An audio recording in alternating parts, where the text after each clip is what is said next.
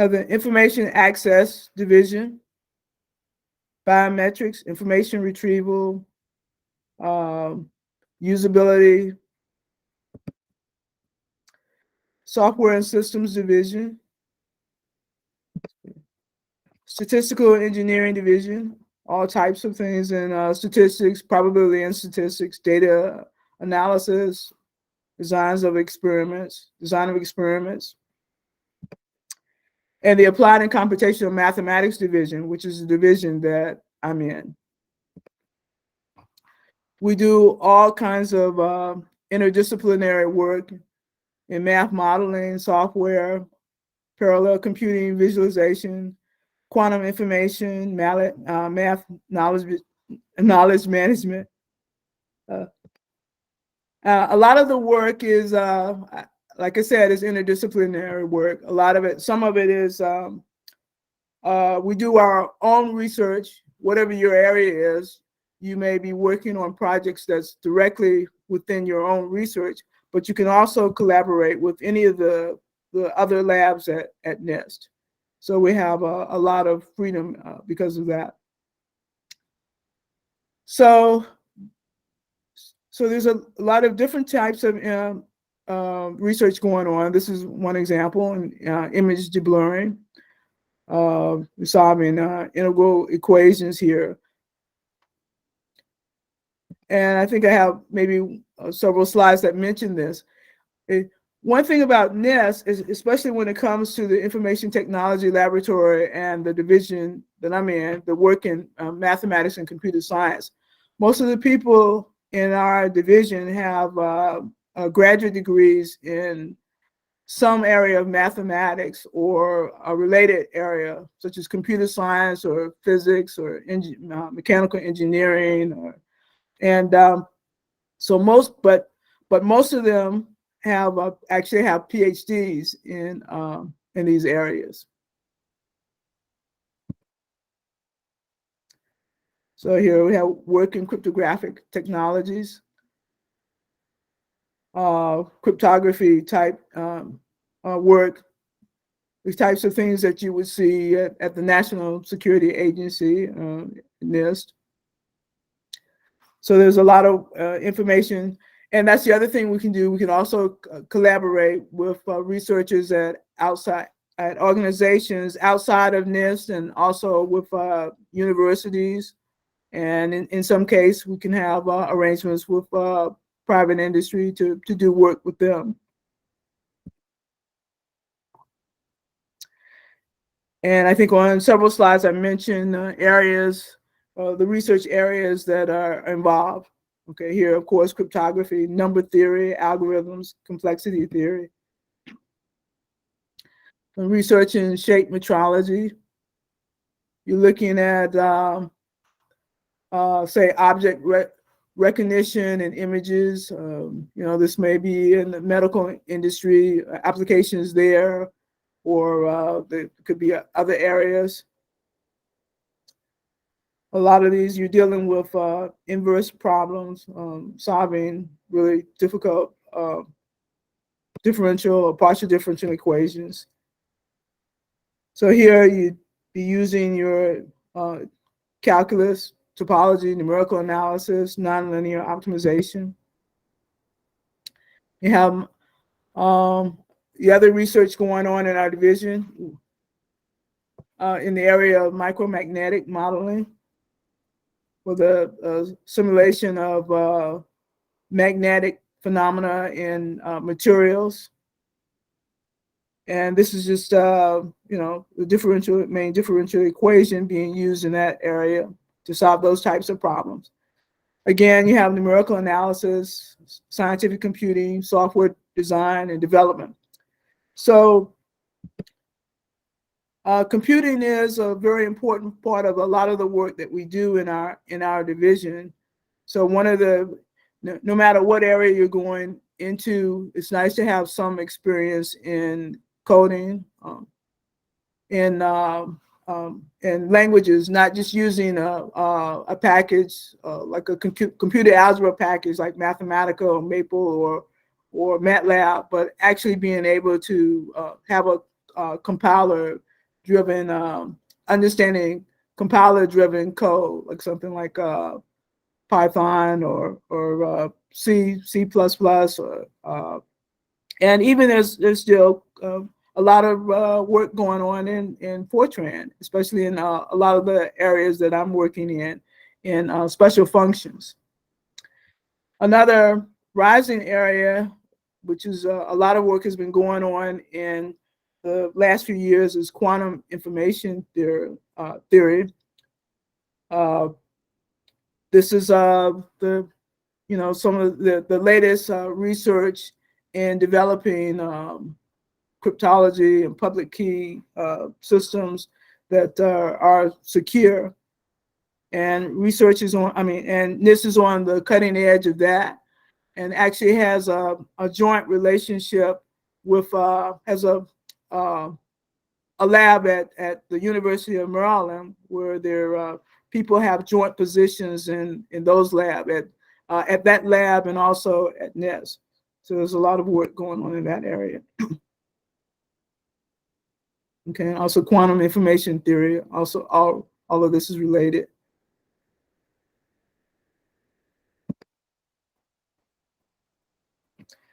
So this work here, need linear algebra, group theory, statistics, numerical analysis, quantum mechanics, cryptography. So I think, so people going into this area, sometimes their majors may be in mathematics, but more and more you're seeing most of the majors and people doing this research are actually in computer science and even more in physics.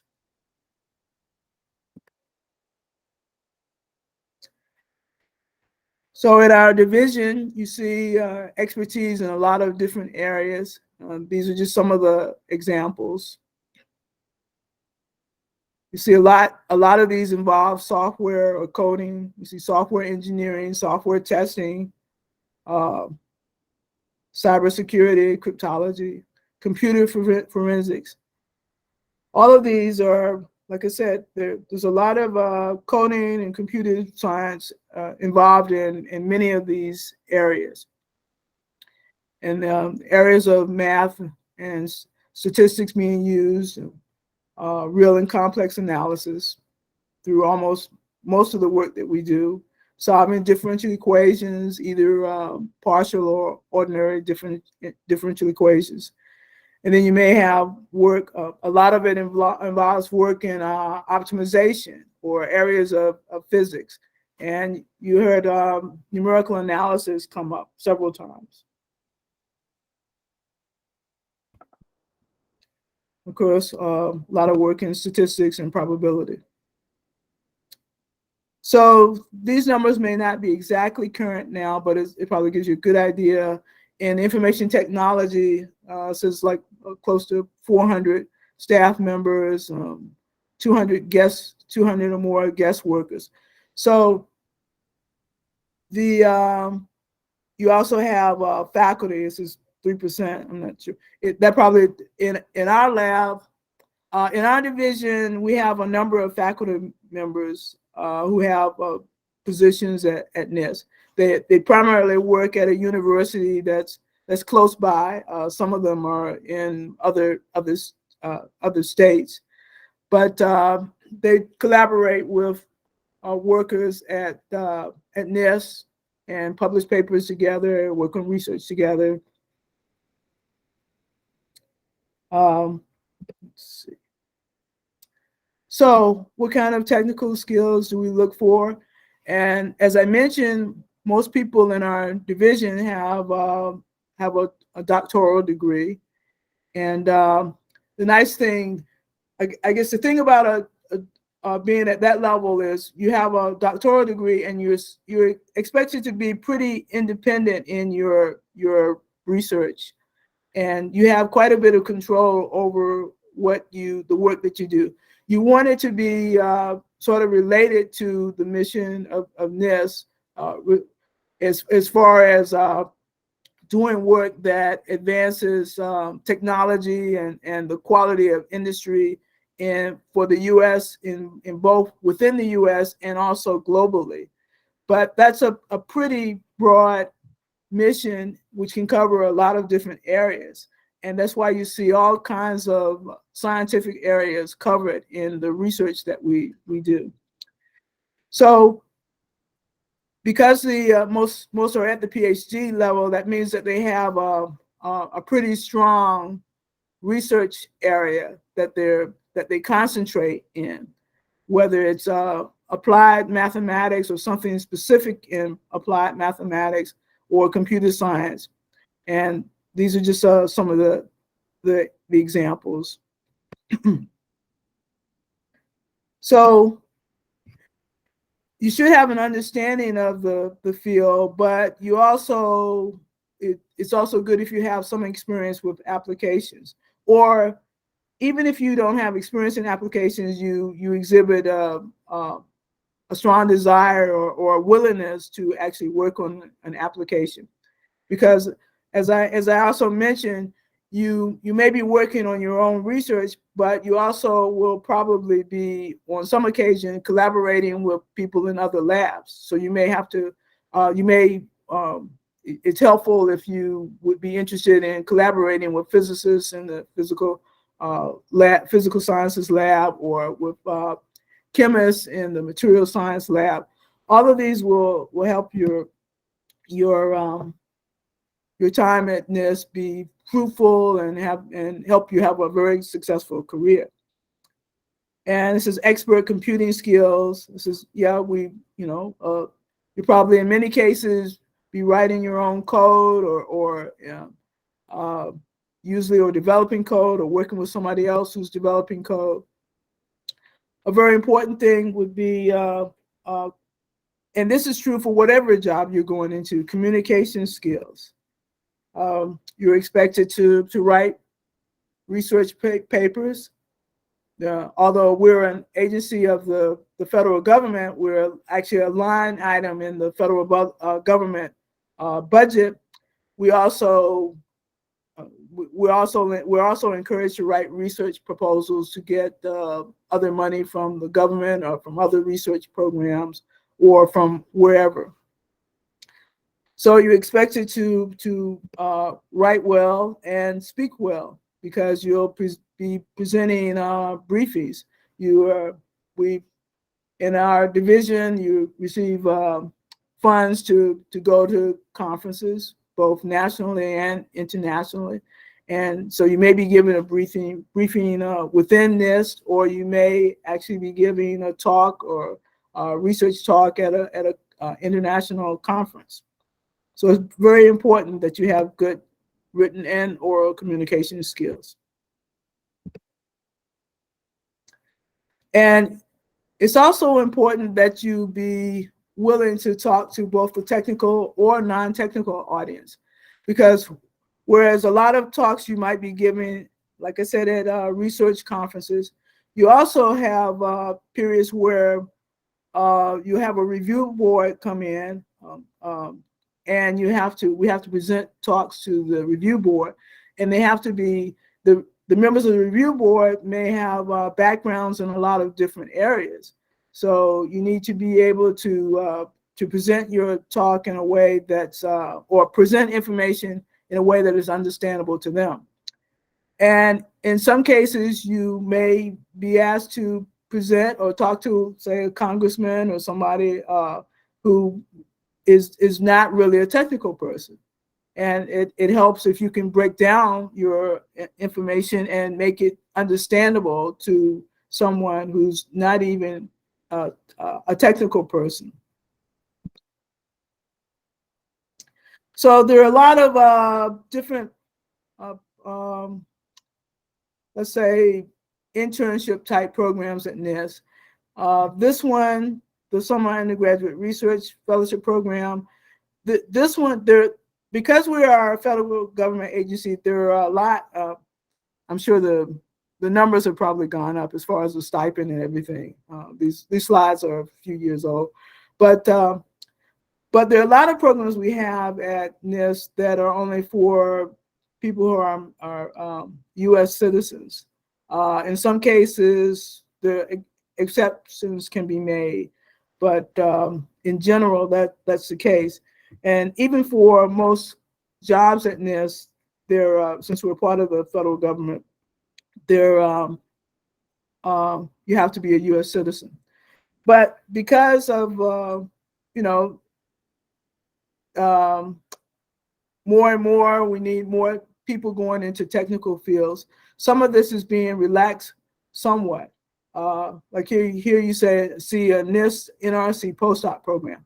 Okay, for that, you definitely need to be a U.S. citizen.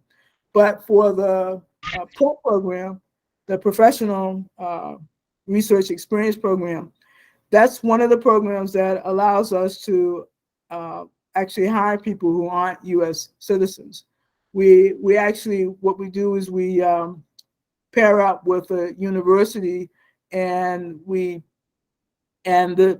student, or whether, and it's actually at the undergraduate and graduate level, that the student is actually paid through the university.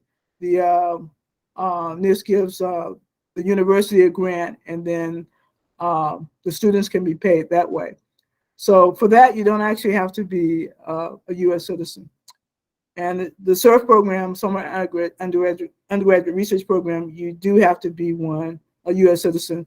But I believe the Graduate Student Measurement Science and Engineering Program, I think that also has some flexibility as far as that, whether you're a citizen or not. So the NIST Digital Library of Mathematical Functions, this is just an example of one of the projects there, and it's the major project that I'm working on. So I'll say a little bit about that. This is a URL for it, dlmf.nist.gov, and it's accessible to anyone. This is a project that's based on a very famous handbook of mathematical functions that NIST, or the National Bureau of Standards, what it used to be called, is famous for. It came out, the original book came out in 1964, and it's often known by the names of the editors, Abramowitz and Stegan. And this handbook was used and is currently used all over the world. So in the late 1990s, we decided that it needed to be updated. And so we created this project to rewrite the book, but also put it online as a digital interactive library. And so the new version of it, which actually came out, I guess, in 2010, 2011, is called the NIST Digital Library of Mathematical Functions, or the DLMF. And we also created a new version of the book also. So I'll go through some of these fairly quickly.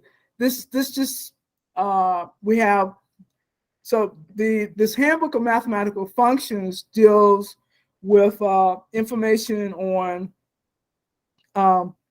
special functions, or special high-level mathematical functions that are used in solving a lot of physical problems by mathematicians, physicists, engineers, statisticians.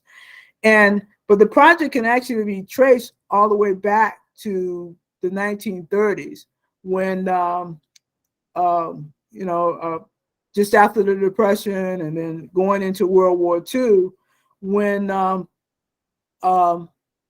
there were a lot of people out of work, and the government decided that even there would be there were jobs that could be handled by mathematicians and physicists, in order to create these tables of mathematical functions that were used to solve a lot of different problems. So you had this mathematical tables project that was started in the late 1930s, and it employed people who, like, we had Anna Loren, who was Jewish. I think he had a PhD in physics, and Gertrude Blanche. She was a female with a PhD in mathematics. People a lot of women and Jewish people and minorities had problems getting jobs during that time. And so there was this project funded by the federal government where they created these tables of mathematical functions.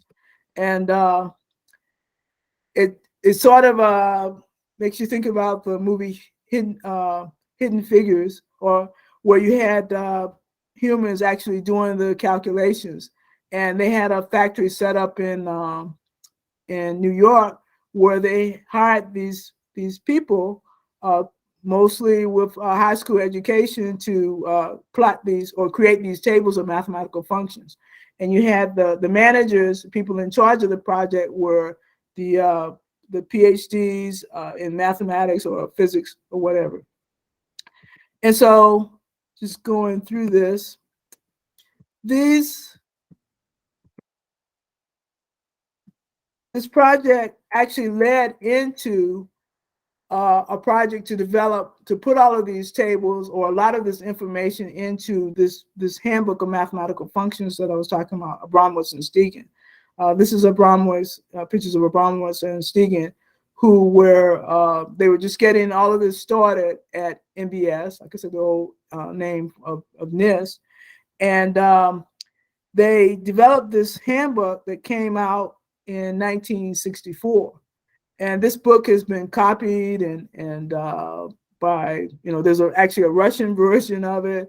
There's a Dover version of it because it wasn't copyrighted at the time because of that.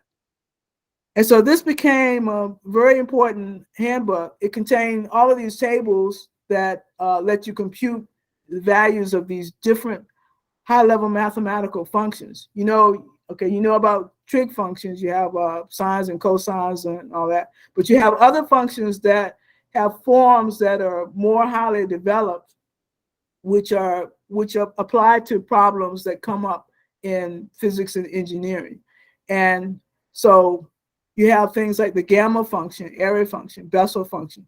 So these tables were computed for these functions, and other information about these functions, such as the differential equations involving these functions, recurrence relations that let you compute the function were developed. All of this information was stored in this handbook. But so the original handbook had like at least 60 or 70% of it had contained these tables.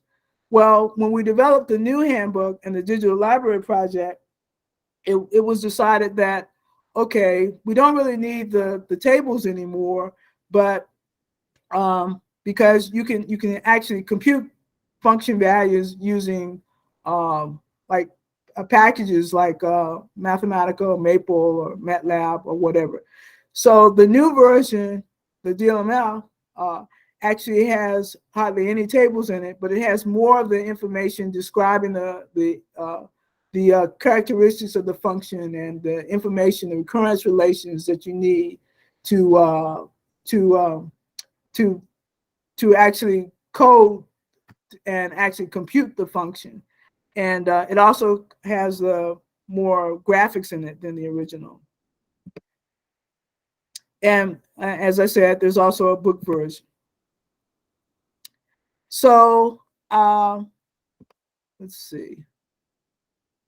This is just talking about different parts of the project and the reviews that we've gotten for it. And this is just a chart showing how even today, the old handbook is still used, even though this stops in 2018. The old handbook is actually still used more often than the new one or the site. With the site, it's kind of hard to tell. We do measure like how often people go there and things like that, but it's a little bit harder to tell. And the numbers for the new handbook and the site have been going up year after year.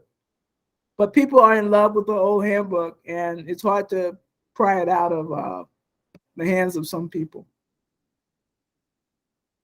So the citations for the new version have been going up. But this book is actually used all over the world. Let me see if I can, let's see if this works okay. Yeah. Okay, so this is the Digital Library of Mathematical Functions site. And this is, you have these 36 chapters. Most of them talk about different mathematical functions. And the authors of the chapters are actually mathematicians and physicists from, again, all over the world, some in the US, some Hong Kong, in Scotland, different authors who are like the world's, probably some of the world's experts in these particular functions. And so just to show you some of the chapters. So this is a chapter on array functions, and it contains a differential equation that defines the function. And the main part that I was involved in was developing the working on the graphics for the project. And so you have both 2D graphs, and you also have 3D surfaces. That these are Bessel function pictures. And we developed interactive graphics to actually show the surfaces. This is done in something called WebGL. It's actually called X3DOM WebGL. These are this is technology that actually lets you create visualizations on the web.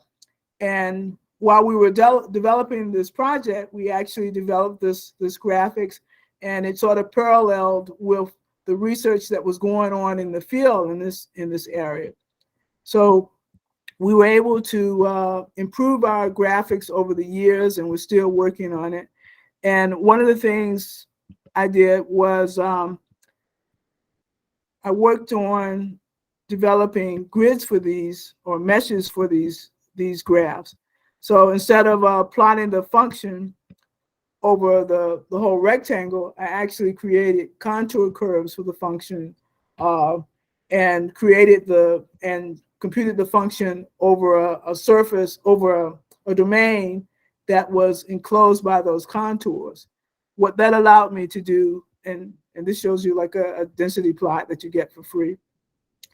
What that allowed me to do was to create a picture that had a nice clipping of the function at the surface, at the top level or wherever. And we also put in a, let's see, we also put in a cutting plane feature where it lets you move a plane through the surface, and you can look at the intersection of the surface, the plane with the surface in different directions.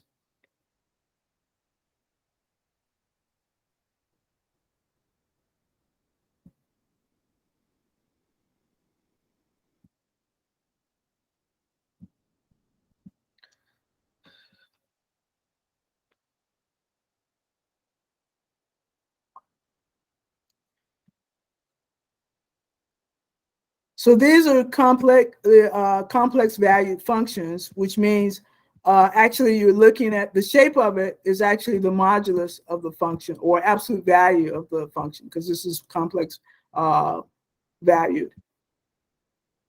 And the color is colored because this is colored based on the modulus or height of the function. But you can also choose to color it according to the phase or argument values of the function.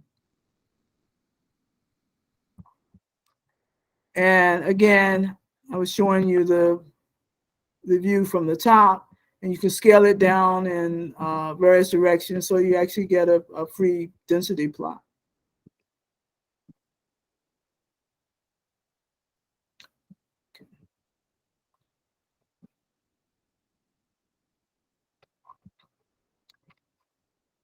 And there's all kinds of information that's given about the function.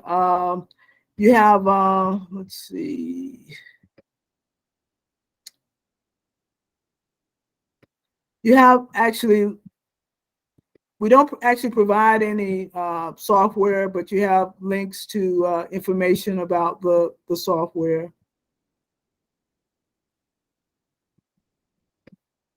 And different packages are provided. So that's one of the major projects that I'm actually working on. Let's see.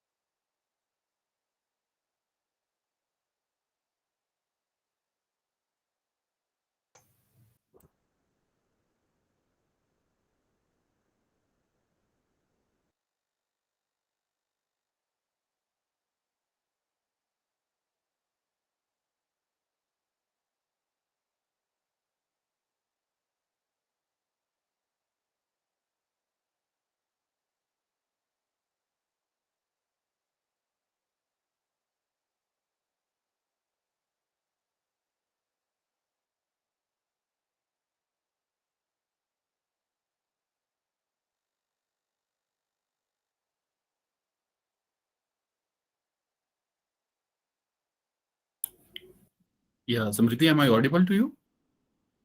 Yes, sir. So check Yes, it sir. out. Is she disconnected? Uh, so she will be joining shortly. So I would request everyone to please have some patience and remain in the meeting. Okay. Okay. So meanwhile, there was some issue with our network as well. So please stay there. Okay, sir.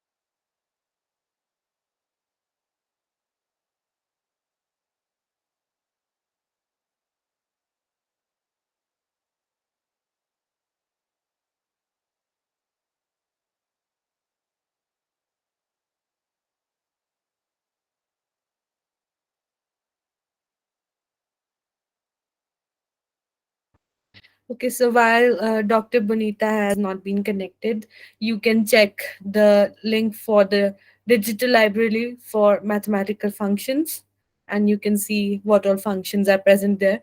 I'm sure it will help in research and projects for everybody.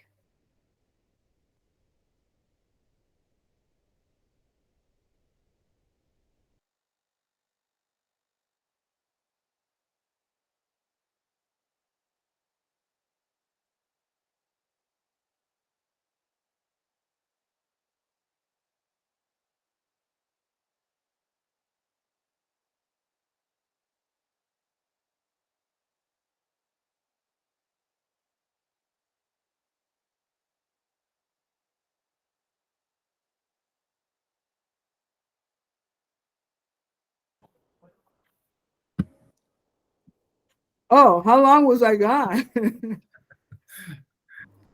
About 5 to 7 minutes, ma'am.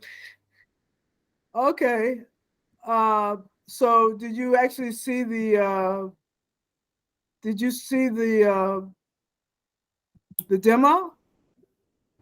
The presentation?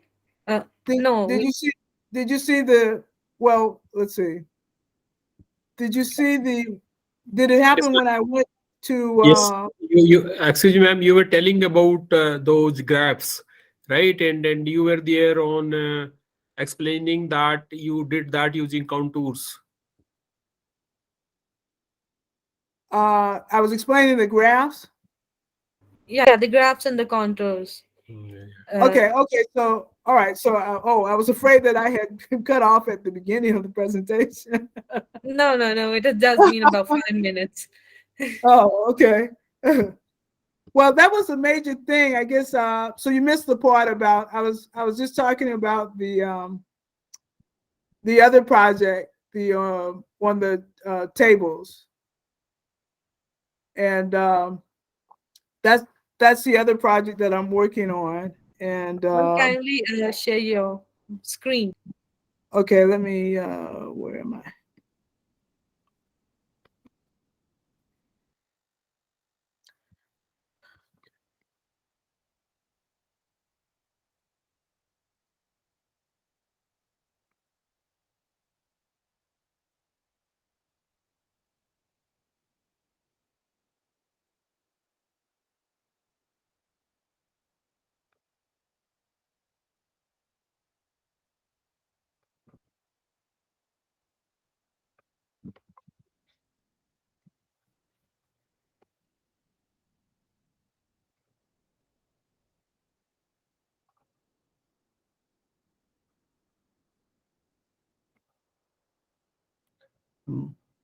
Let's see.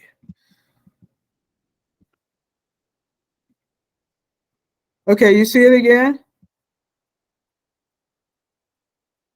You see the Yes, slide? ma'am. Yes, ma'am. Okay.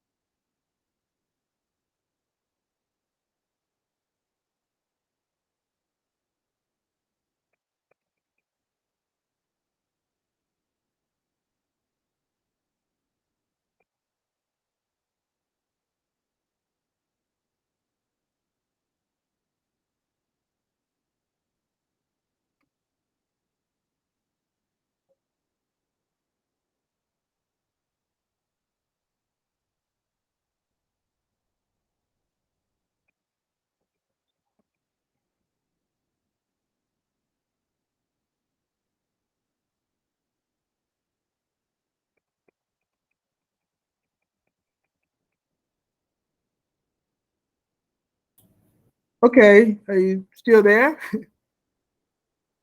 Yeah, ma'am. Okay, so I was just talking about this. This is the other project, DLMF Standard Reference Tables. So this is the project that I'm collaborating with the a group at the University of Antwerp in Belgium. And I said that so I said before that with the new project, with the new site, the DLMF site, we no longer had all the tables in there. We said that I said because we didn't need them, because you could compute values using mathematical maple or whatever. So, but we decided that in some sense you do need to be able to have a way to compute accurate values of special functions to actually test the values.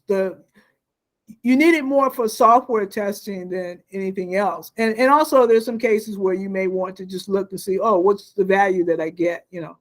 And so even if you're using standard computer algebra packages, whether it's mathematical maple or what, you don't always know for sure how accurate the value you got is. And so there's a lot of research, quite a bit of research that's going on in high precision computing. You're actually creating a system where you can have compute a function value to whatever precision you want. And so we're working with a group in Antwerp that has done some work in that area. And we're trying to bring that expertise to NIST. And so they have some software where they've done that. And so we're collaborating with them on this project called DLMF Standard Reference Tables on Demand.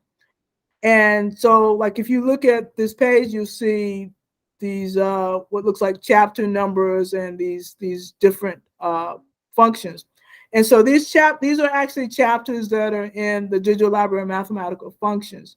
And so as we get the software, develop the software for each of these functions to compute them to high precision, we're going to add them to this site. And so we've been doing quite a bit of work in this area. And so you have a screen that lets you ask for the particular function that you want. In this case, it's a Bessel function I, and you have and it also links back to the definition of the function in the digital library. So that's what you have here. And it tells you whatever restrictions that we have on the function in this site. And so you can choose from a list. There are different ways of, you can create a table, a tabulation of the function, or you can do a comparison. The comparison is meant for, so the tabulation gives you a table of values the same way you, like you had the tables in the old handbook.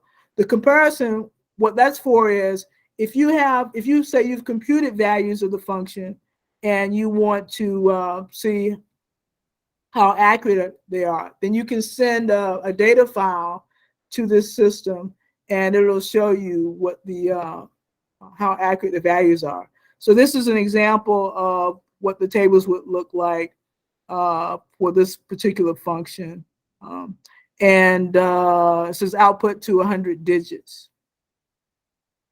And so I don't know how well you can see it, but in other words, you have this, and then it has like, so it has like, actually it has like 105 digits, just so that you can decide, because we don't know exactly what you want to do with it. And then the last 5 digits, and then it says plus or minus 5. So it's this whole thing plus or minus 5 in the last place there. So that's an example of a table. And then let's see, do I have the other? Yeah. And this is a case where a comparison has been chosen, and you have different types of modes that you want. Like, do you want to actually have the interval mode, which is what I just showed you, or do you want to show a rounding of the function? You can choose. This is an example of a data file that you could submit. In most cases, it would be probably longer than that.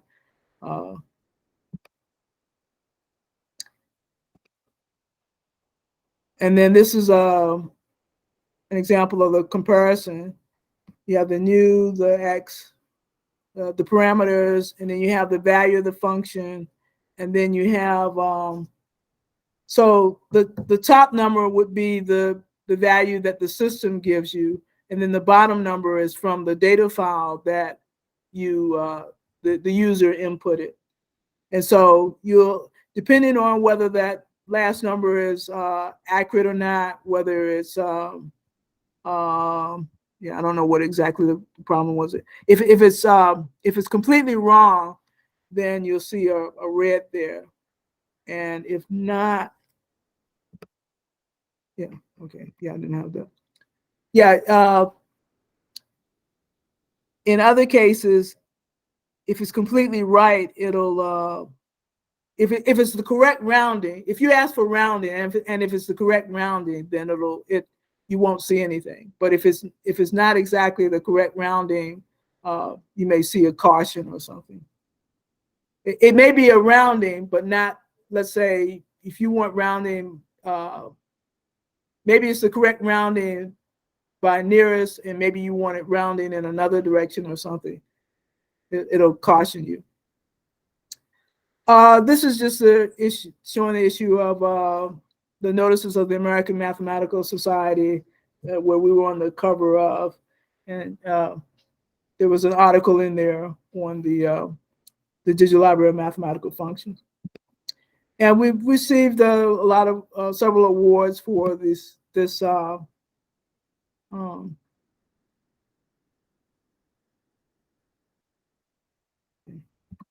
several awards for this project, and including, as was mentioned at the beginning, a gold medal from the Department of Commerce. Okay, well, then that's it. Okay, so are there any questions? Let's see, I'll stop. Should I stop sharing or?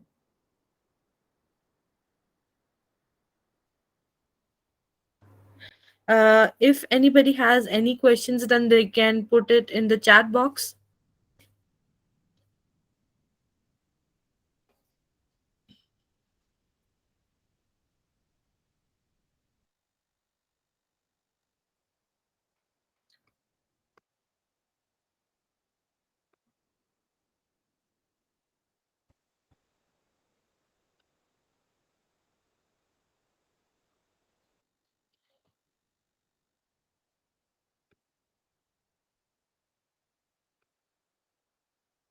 So again, I would like to reiterate that the DLMS is open source, so everybody can use it for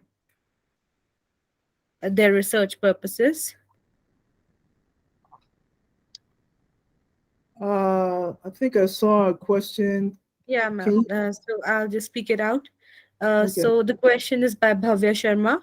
So are these calculations cloud-based, or do they use your own hardware? Yeah, they use they use the hardware of yeah, they're not cloud-based. They do use your own hardware.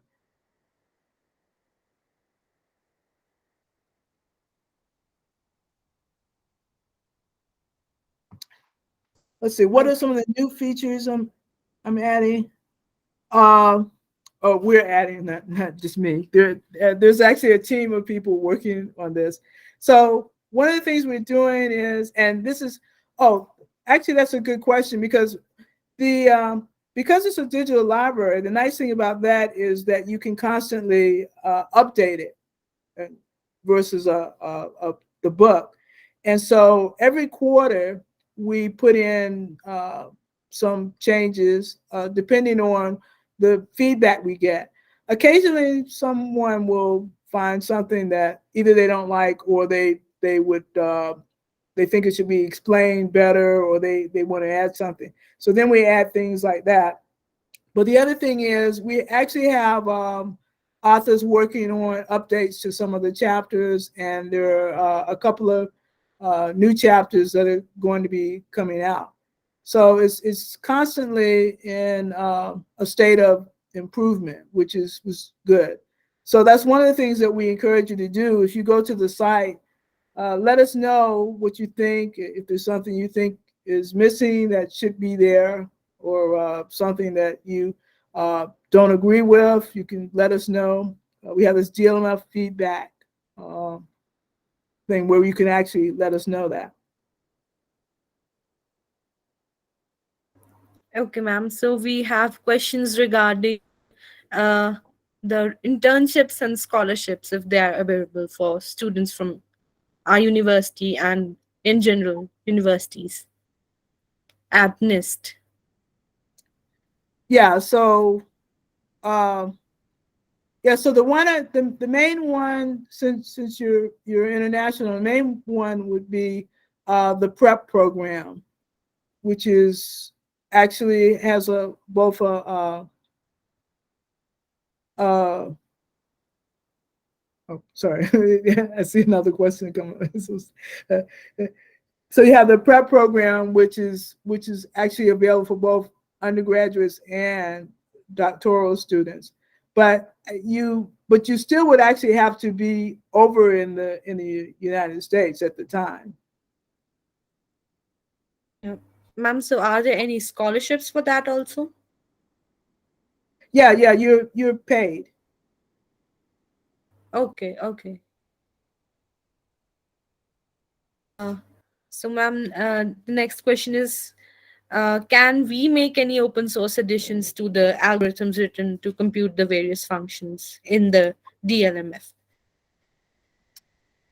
Currently, no, but that's one of I guess because the thing is, this is supposed NIST wants to stand behind the software, and in fact, actually, if you, I'm not sure I had the site, the DLMF table site is actually currently in Antwerp right now, and so there are a lot of different hoops that we've got to jump through before we can actually have this site locally at NIST.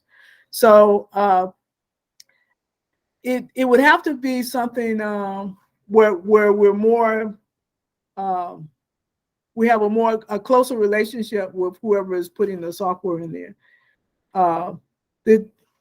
You would actually have to become a part of the project in order to do that. It's not a case where you could just send us something and yeah, we would go ahead and put it in. It may in the future get to that point if there's a way, if we have a large enough group working on this so that the software could be carefully tested to make sure that it does what we want. So that's actually a good idea for the future. Okay, ma'am. So another question is, what are some of the skills that you look for in the interns? Well, in interns, again, probably the same types of skills, but not to the same extent. For instance, it's great if you've got good communication skills, and that's one of the things that I think is underemphasized, that I wish more attention were paid to, because you have to be able to communicate your ideas both in written form and orally. So if you know to professors who are listening, or anyway, it's really good if you can have your students get into the habit of making presentations, getting used to that, being comfortable doing that. A lot of the students that we get for our internship programs, they come from schools where that's really been done a lot. And in some cases, their presentations actually sound more polished than ones given by staff members already at NIST who have PhDs. And But that's the kind of thing that we like to do. In fact, for our summer SURF program, it actually has a component where you have we have a conference, a student conference at the end. That's the best thing to call it, where they can actually present papers on the research that they've done during the summer. Okay, ma'am. So there's another question. Is there any function that is defined for non-linear epidemic dynamics like COVID?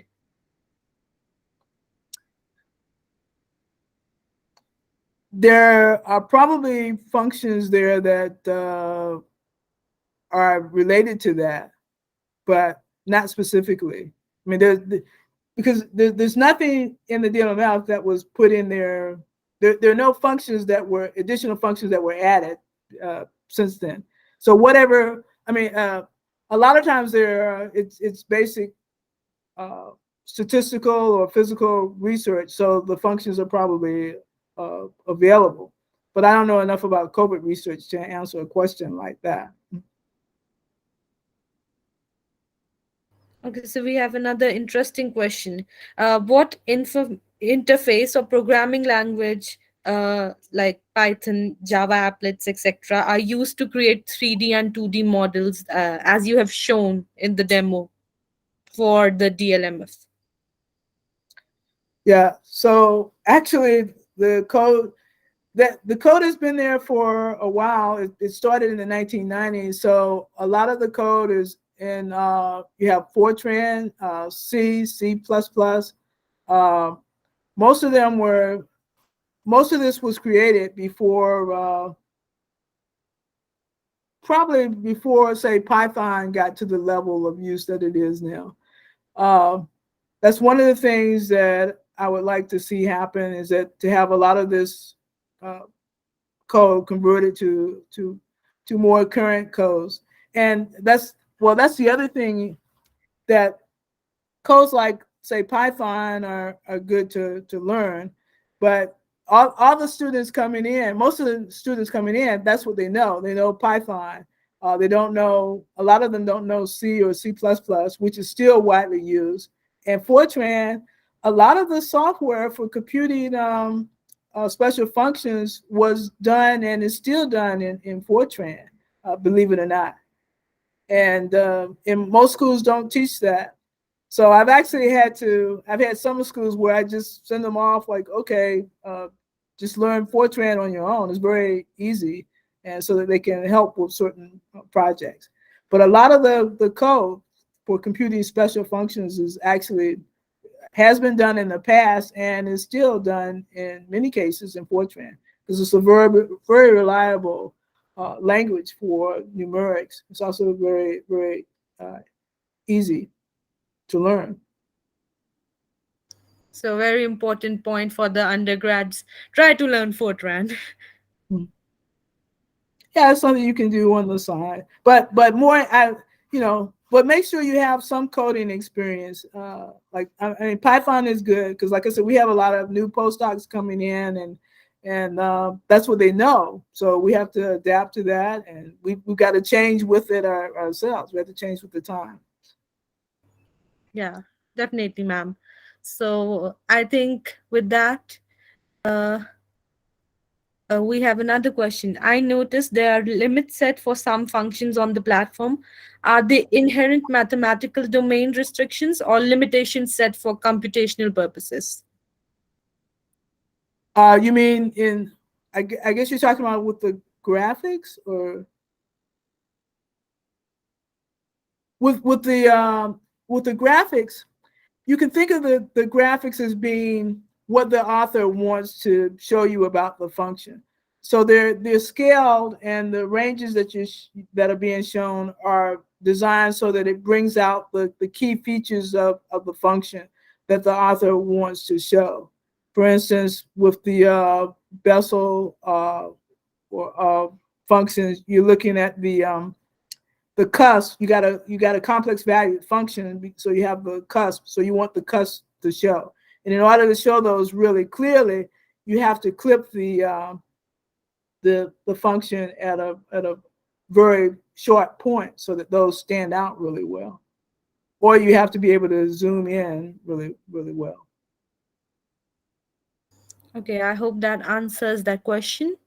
And there's another question. What modern language do you think would serve as a good successor to Fortran?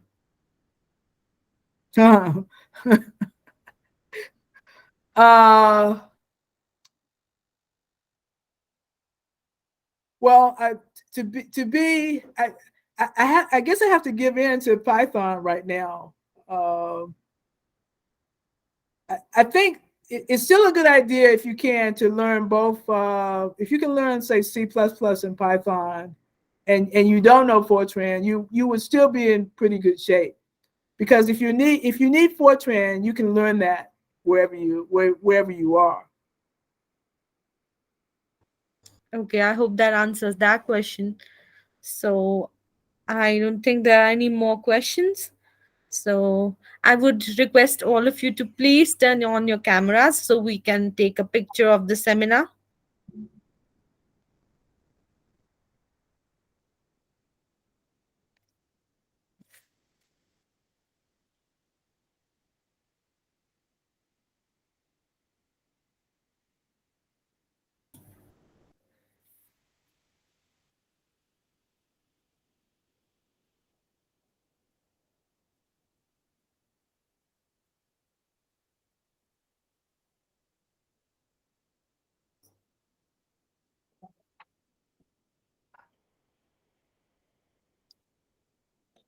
I hope everybody has turned on their cameras.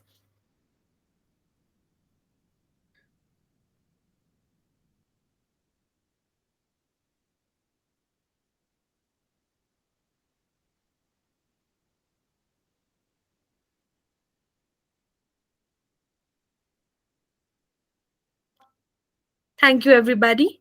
You can turn off your cameras now. Okay, so I would like to conclude. Thank you, ma'am, for introducing us to the digital library of mathematical functions. I'm sure it would be very useful for extending and improving the research projects in our university and even in our future professional journey. I would like to extend my gratitude to you to take out time from your busy schedule to grace us with this event. Thank you for inspiring and encouraging us with your presentation. And a special thanks to Dr. Vivek Sehgal and Ajit Tiwari sir, who is the president of SIAM JUIT student chapter, for providing immense support to make this seminar successful. I hope all of you found this seminar enlightening. Thank you, ma'am, for joining us and sharing your knowledge and experience. Thank you all for being a lovely audience. So now we would end our session. Thank you again, Dr. Bonita, for joining us. And thank you, everyone. Okay, so you all can leave the meet now. Thank you. Okay. Thank you, ma'am. Thank you.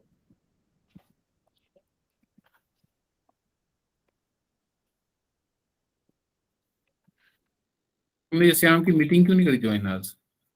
Condense कौन लेता? उससे पहले class कौन लेता sir? Sir बात है पूरा दिन था आज। बैक टू बैक लग रहे हैं सर।